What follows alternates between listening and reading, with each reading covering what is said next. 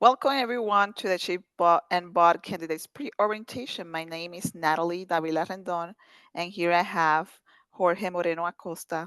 We are part of the board, and we wanted to provide you some information that will be useful for you to understand more your future role if you are successful during your campaign and being part of the and joining us as part of the board. Next slide. So the agenda that we have for today is a brief introduction of ourselves, some information about the board committees, what really are board champions inside that, how long are going to be your terms inside the board, what will be some of the responsibilities, and some Q&As at the end of the meeting. So as I mentioned, my name is Natalie Davila Rendon. So I wanted to show some of my SHIP experience. So really, I started or joined SHIP when I was on doing my undergrad in electrical engineering. So I was in the Polytechnic University of Puerto Rico doing my bachelor's. And while I was there, I held several positions. I really started as a secretary, and then I moved to be a president and historian. While I was in Puerto Rico, I also joined different committees, and one of them was the committee that was creating the first SHIP Puerto Rico Leadership Conference. I'm not sure if we still call it like that way, but it was because Puerto Rico is so far away from all the regions, and it was kind of difficult just to travel, just to go to a regional conference, and this was a good experience for us to get together. After I graduated for that, I did my master's in NJIT, which is still Region 4. And I actually was working with the regional committee when we were doing the conference in my school. So I was part of the volunteers committee. Then when I graduated, I moved to Washington State, which is Region 1. And then I was part of the professional chapter that is called Puget Sound Professional Chapter. After that, I moved to Arizona, which is Region 2, and I was part of the SHIP Southern Arizona Professional Chapter. So while I was in that chapter, I had the opportunities to be vice president and president. And part of my work there led me to receive the National Small Professional Chapter of the Year. The name of the awards have changed through the years, but this was what it was called back then. After Arizona, I moved to Florida, which is Region 7, and I was part of the Central Florida Professional Chapter. So while I was in that chapter, I have the opportunity to be part of the National Convention committee. So I was the co-chair of the professional STEM. And due to that this conference was in Orlando, it was the perfect opportunity for me. While I was in Florida, I run the elections too and decided to join the SHIP National Board of Directors. So I have participated in different roles during my participation in the board. I have listed here my roles. For committees, I have worked in the Audit and Finance Committee, and for the subcommittees, I have participated in the Elections, Nominations, and Investments Committee. I'm going to provide you a little bit more information about those committees later on. And after Florida, I moved to the Region 3, which is where I am right now, which is Colorado, and I am part of the SHIP Colorado Professional Chapter. So as you can see, I've been part of 5 different regions of the 7 regions of SHIP. Now we're going to pass it to Jorge. Yeah, thank you, Natalie. So not similar to Natalie's history, I'm pretty short-lived in SHIP itself. So my name is Jorge Moreno Acosta. I'm currently an undergraduate student. I'm one of the 2 undergraduate representatives on the board. So my SHIP experience has pretty much has been just my undergrad years. In Region 5, I've served a couple of leadership roles there as a leadership director and currently as the Needles Chair. I've also served on the planning committee for RODC when we were trying to bid for to host RLDC in our chapter. And then in the past 4 years, I've been able to attend for the national convention. So been very fruitful experience from those experiences. And as I mentioned, I'm one of the 2 undergraduate representatives on the board. So I've been,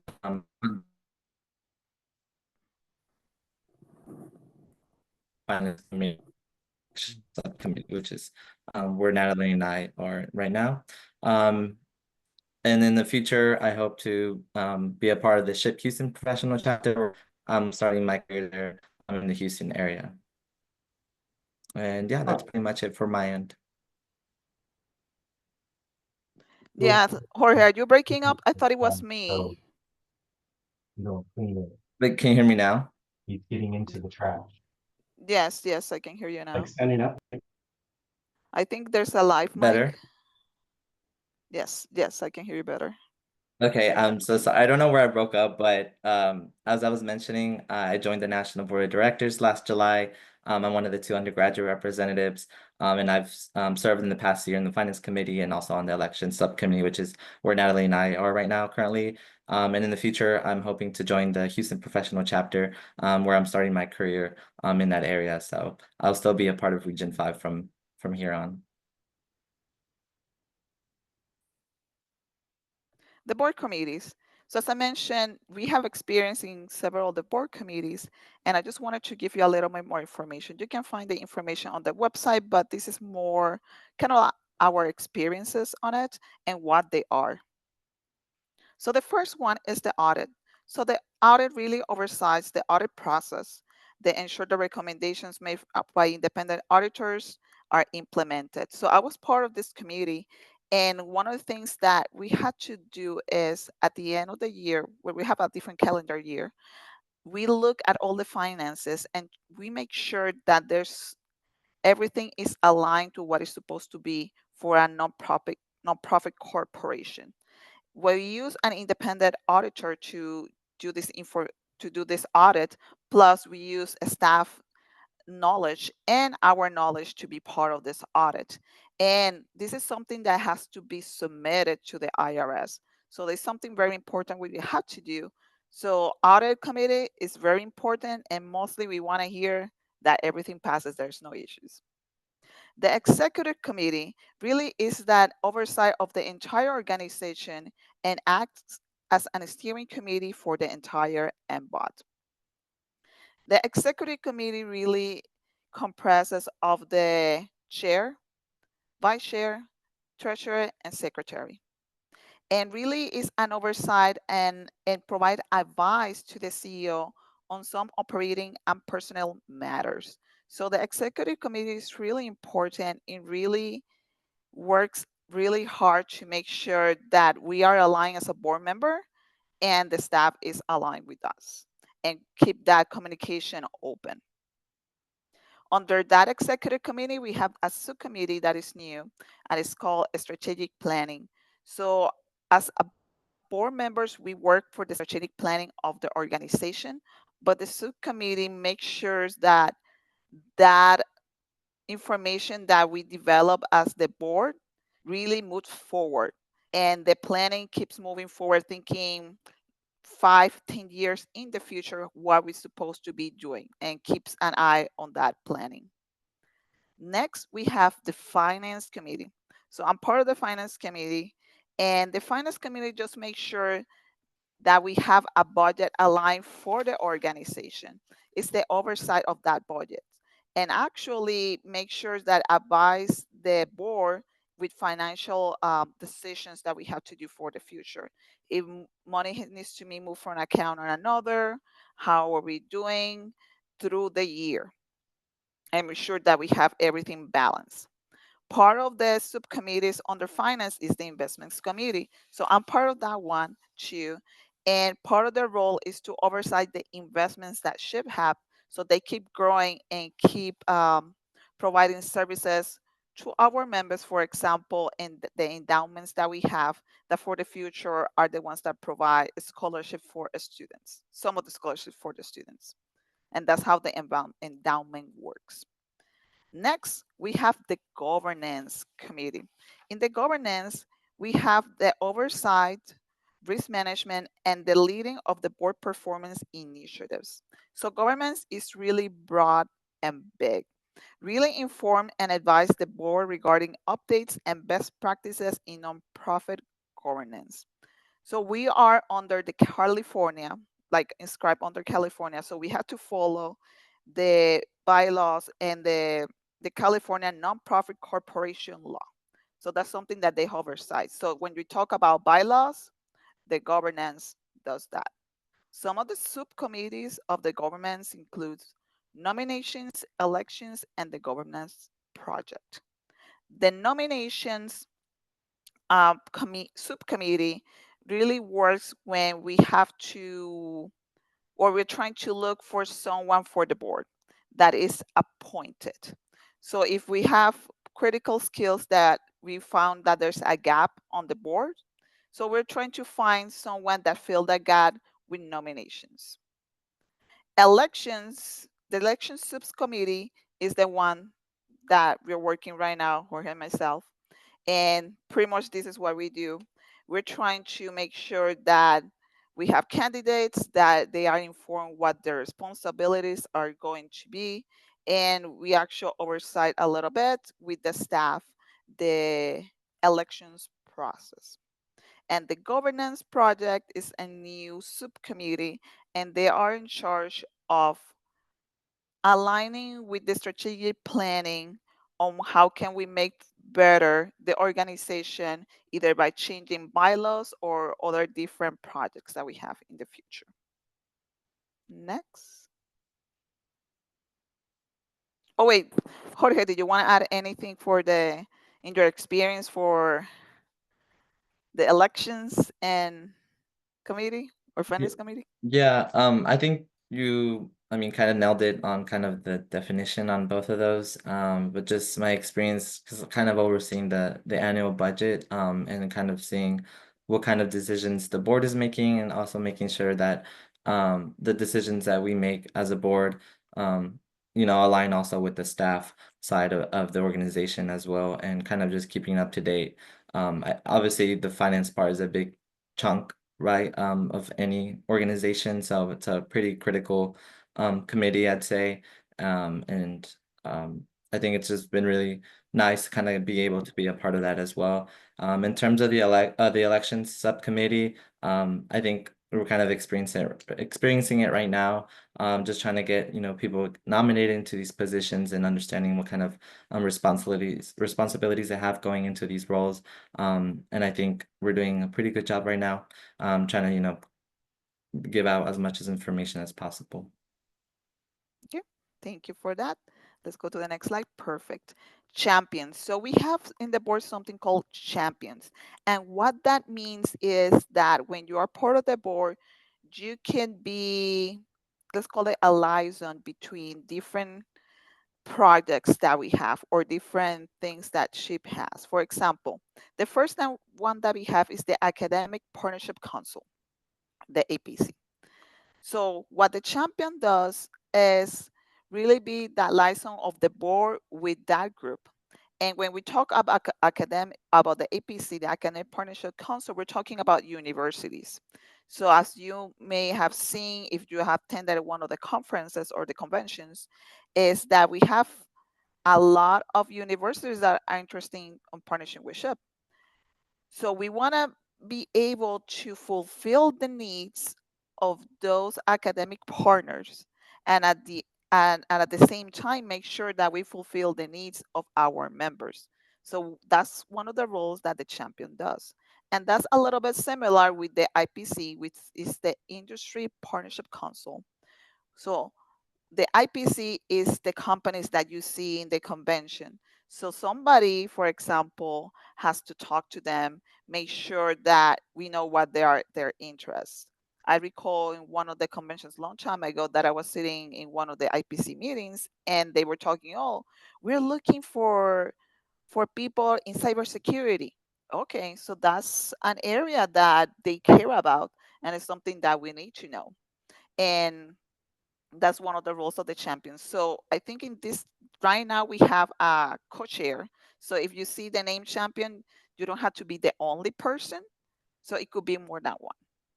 And if you are not the champion, you also be can be part of that like group too. Awards. So you may have noticed that there was a communication about the Star Awards. So somebody has to be in charge of collecting the packages of all the nominations, review them, grade them. So that's one of the job of the champion, to make sure that we have all the information and everything is aligned. So when we go to the convention, we can give the star awards to the participants. Events. So I divided this in three sections. The first one is the convention. So last year we celebrated our 50th anniversary.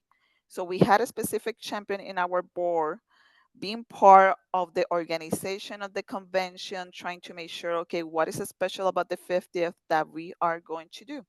And that's, like I mentioned before, the liaison between the board on what's going on in the convention. The next one that we have is NILA. So if you haven't participated, but maybe you have, NILA is our leadership, one of our leadership conventions that we have. And this is for the development of our leaders. And this usually is the president or vice president, but also could be the executive board of your chapter. So the champion role really is to meet with the staff that organizing the event and try to advise on what the agenda could be for this event and how can we make it better, based obviously on feedback that we have received on surveys on the past, and how to meet the current environment that we see to make the chapters more successful. RLDCs. So right now I'm the champion for RLDCs, and the RLDCs have been stopped, but I have been meeting with the staff and kind of keeping in the loop of what each one of the regions are doing, and see maybe one of those ideas will make RLDC better, or RLDC is going to transform in a different way to just to meet the needs of each region member. Government relations. Not sure if you've seen in the past, but last year I actually had the opportunity to go to Washington, D.C., in which we had representatives from CHIP chapters or members that were going to each one of the representatives in the government per state. So right now I'm in Colorado area. So I was visiting people from Utah and Colorado. So that's one of the government relations things that we're doing. But also we're just trying to make sure what's going on in the government, how would that affect SHIP, and maybe creating more relationships to maybe get more scholarships in the future. Marketing. So for the champion of marketing, this is more, the way that I think about it is more social media. How do we think, how we showcase the organization? How do we reach our members? The next one is the National Graduate Council. So if you may be aware that we have a graduate student representative, Jorge is the undergrad representative.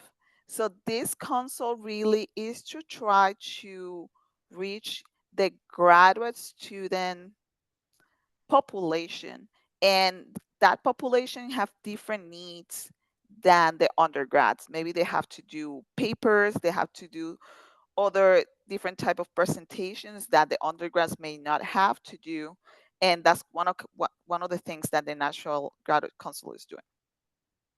Then last one is the region chapters and members. So really this is a champion to look after the region chapters and members. What are their needs, and one of the things that they are trying to look for. So when we talk about regions, what each region is very different.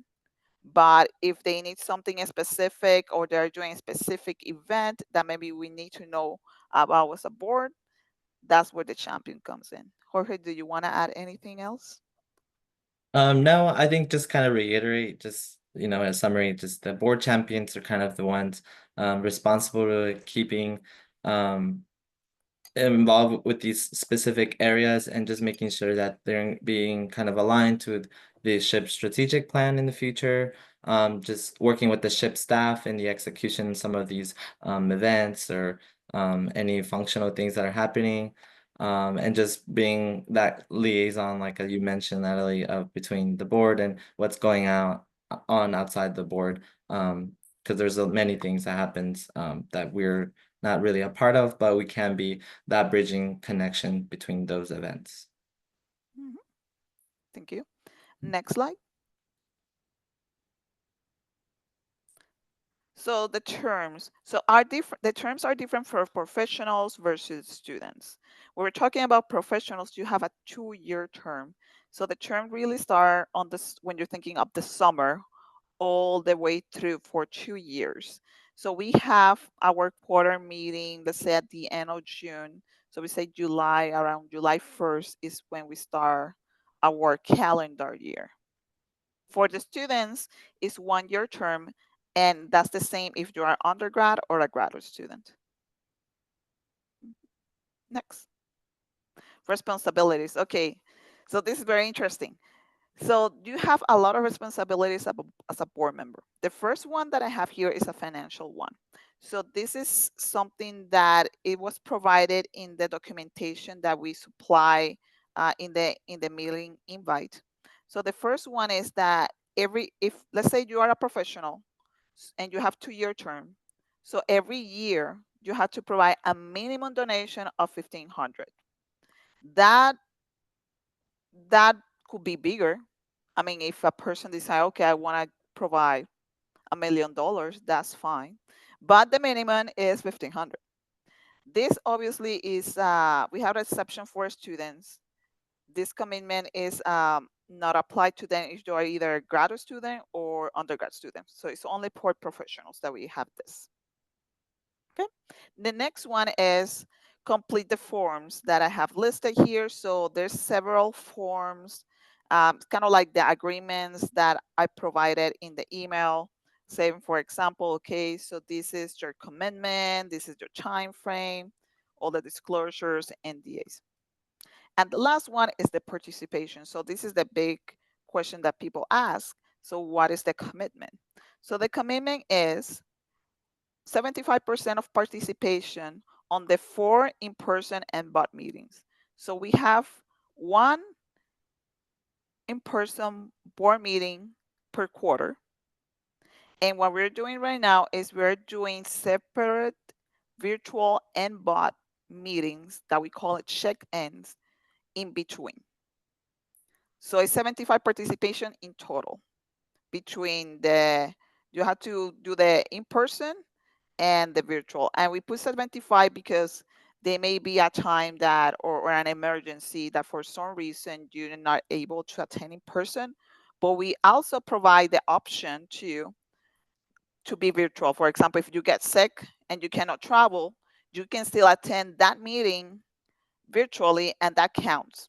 So you're not outside that 75. You're still attending. And then the participation on the committees. The committees really depends on who is the chair. So we need to have at least one meeting per quarter, but a committee can meet once per month, once every 2 weeks, or once a week. It really depends on the if there's a problem or there's a project that they're working on and they want more frequency. Maybe they want to meet once per week, but it's really gonna depend on the chair. So I cannot give you if it's like 10 hours, 1 hour. It's really gonna depend. But the one that I can give you for sure is that we have 4 in-person meetings and then the virtuals in between. Can I add Next. something real quick, Natalie? Yes, yes. Yeah, thank you for going over the responsibilities. But on the participation part, I just wanted to emphasize that I think it's very crucial that the more you kind of put into it, the more you're asking questions, the more you're kind of lending out a hand to see how else you can kind of be a part of committees or what other things that tasks that need to be done, the more you're gonna get out of. So I just think it's kind of important to highlight that because yeah, these are kind of just minimum expectations for in terms of participation. Mhm. But I think, trying to be there 100% in person, if possible, is really crucial to be a part of those discussions that we have on the board. Being ready for those virtual check-ins in between those in-person meetings, and knowing kind of what to expect beforehand, is also very important. And in terms of your committee meetings, there is going to be someone appointed, the chair who oversees the whole committee. But again, that doesn't mean you don't have anything that you can't do. You kind of have to reach out, and kind of see how you can contribute to the committee and how that can translate over to a group discussion once y'all meet together as a whole body. And I wanted to add that in the virtual check-ins, it's usually like a meeting of 2 or 3 hours. And then the in-person meetings could be like 1 day and a half or 2 days. So you have an idea how long it is. Mhm. Okay, next. So this is the section that you guys gonna ask us questions. So please go ahead. You can type it in the chat or go on mute.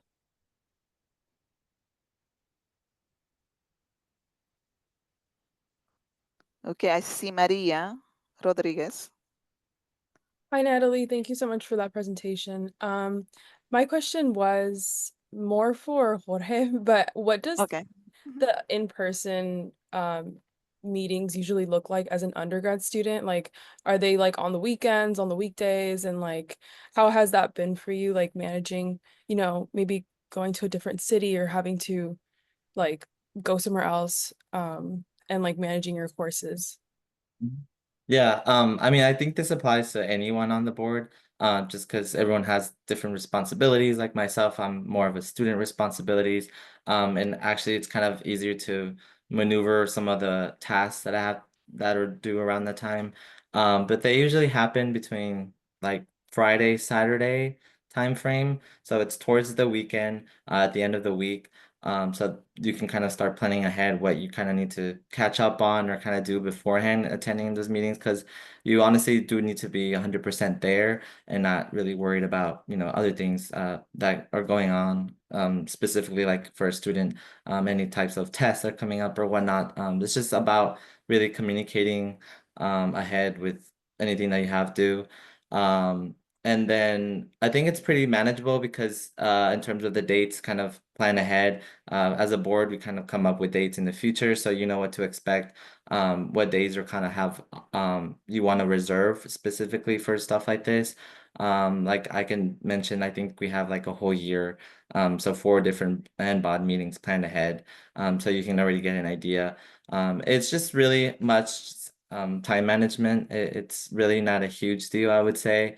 I honestly think the professional members that are on the national board of directors have it a little bit more rough just because of their, Monday through Friday jobs. And I think that's kind of more of a Natalie question that can answer that. But in terms of school, I think it's pretty manageable. You just need to communicate ahead, and a lot of professors and peers understand this type of work that you do. So it's pretty easy to communicate. Thank you so much. I appreciate it. Okay. I see Roman. Yeah, so I think Melissa also asked the part of the question I was curious about. But for the financial contribution, the $1,500 per year, is that a general donation to the organization, or could it be if I wanted to personally sponsor someone, could $1,000 of that donation go towards someone's lifetime membership? Mm. I'm just kind of curious of how that's dealt I, up. I have I have Will on the line. I don't think you can, but I have Will on the line to see if he can answer that question. Hey, so we do allow some level of directed funding, but we usually do encourage the board to put it towards general operating expenses. That gives us a lot more flexibility to do anything as opposed to one specific thing. All right, great, thank you. And then just to answer Melissa's question, yes, it is considered a donation. Mhm. I have a question here from Braulio. How are specific board champion roles assigned decided? So the way that we have been doing it is that you can kind of nominate yourself for a specific champion role, and then depending on if nobody else have nominated themselves, you can be that champion, or then it will be decided safe by the chair. Will, do you want to provide some input in that? Yeah, so all the champion roles, as well as all committee chairs, are decided unilaterally by the board chair. Um, the board chair, at least the way I operate it, is I will ask people to express interest. I'll get everyone's, names on a list, and then based upon my understanding of your skill set and where relative strength can be best applied, then I kind of move people around a little bit here and there, but also try to make sure that things are distributed so that everyone has a couple extra roles besides being a board member in the areas where you can make a meaningful contribution. So really try to do a lot of delegation, divide and conquer, because there's a lot of work to go around and not enough time to do it all. Correct. I have another question from Melissa. Are travel and lodging expenses provided by SHIP? So we have the booking of our travel and our lodging by SHIP, and then we submit an expense report for other expenses like um, your Uber or Lyft to the location, and then like meals. Okay. I'm looking. Oh, I see. Lucas have. Do you have a question? Yeah, so this is kind of going off of the champions aspect, but when we talk about the committees, I know Will was talking about placing people based on their skill and qualification. Does the same thing apply for the committees, or is it kind of a mix between what you're personally interested in as well as what you have a background in slash what you're qualified for? It's So both. for the okay, go ahead. I was just gonna add that the committees have a chair and other committee members, so you could be either one. And I would add also that it's really about the interests, because there's different areas in those committees that maybe you want to learn more about, or try to see if you can have a better understanding and see how what ways you can help. So I think a good part of having an interest into what part of the organization you're more interested in is a big thing. And of course, if you have any skills that might be related or helpful, those are definitely welcome as well. But I think interest has a bigger part when it comes to joining a committee. Thank Okay. you. Melissa has another question. So is there a limit on how many committees we can champion? So Melissa, there's two different things. One is committees, chairs, and the other one is being a champion. So it's not the same thing. So for example, we have governance committee, and you could be the chair of the governance committee, or you could be the champion of NILA. So I don't think what did you say? Yes, I would like to be assigned where I can learn from all as I am a veteran. Okay. Yeah, I think like Will mentioned, you provide your input on what are your skills and your preferences, and then he can assess, or whoever the chair is at the moment can assess where to align the people with those skills. Mhm. But I don't think there is like a limit that I have seen, but we want to provide as much opportunity to other people because not everybody can be a chair for everything, right? See, here's another question. And Will says no limit, but try to overload folks or have assignments be lopsided. We strive to balance each out as much as possible. Okay. All right. Do we have any other question? I did have one real quick. When it comes to the campaigning, I know that there are kind of specific regulations about what is and isn't allowed. Are we allowed to kind of repost some of our campaigning videos on our own platforms? Like, let's say if we have like a bigger LinkedIn platform, could we utilize that as part of our campaign? I will say yes, but that's one of the requests that we just had, that they wanted to for us to have kind of like this type of forum to explain do's and don'ts for the campaign. And I know the campaign is going to start like really soon, like Friday. So we wanted to do it next week. And I have Anna online too, if you have questions about that. But I think she's gonna set that up. Yes, thank you, Natalie, and thank you for the question, Lucas.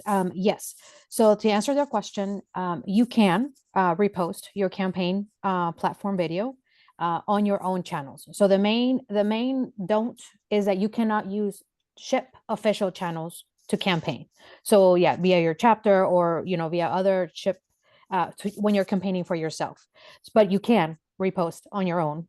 And like Natalie mentioned, we did receive a request to host a do's and don'ts of campaigning. And so I'm trying to put that together, and I will be communicating that to you and the rest of every nominee to ensure that we have a good date for you. It will likely be next week. Obviously, we want to do it before Friday, which is the start of the campaign. Mhm. So we're looking at either Tuesday or Wednesday, but I have to coordinate with some other folks, so I don't want to commit to a date right now. But be on the lookout for that. Definitely. That's a great question. Mhm. Any additional questions? I don't see anything else on the chat.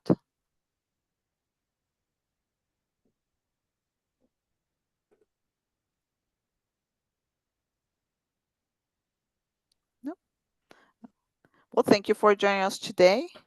We are really happy that you decided to attend, and I hope that this presentation give you a little bit more background on the board roles and what is expected of you if you win your elections. Yeah, again, just to reiterate, thank you all so much for attending. If you have any questions, pending questions afterwards, you can feel free to email me for any questions. And yeah, best of luck to all of y'all. Thank y'all so much for participating. And thank you for everyone. And the same for me. Yes, you can contact us. Thank you. I just want to add that in addition to like maybe if you have questions related to the process and you've already been receiving communications from me. So, but if you have any questions regarding that, I'm also available to you. So feel free to email me and let me know, and I'll be in touch regarding that communication or that invitation to do a campaign's do's and don'ts mini session so that you feel better informed about how you can move forward with your campaigning. Thank you, everyone. Right. Thank you. Have a good weekend. Yeah. Thank you. Thank you.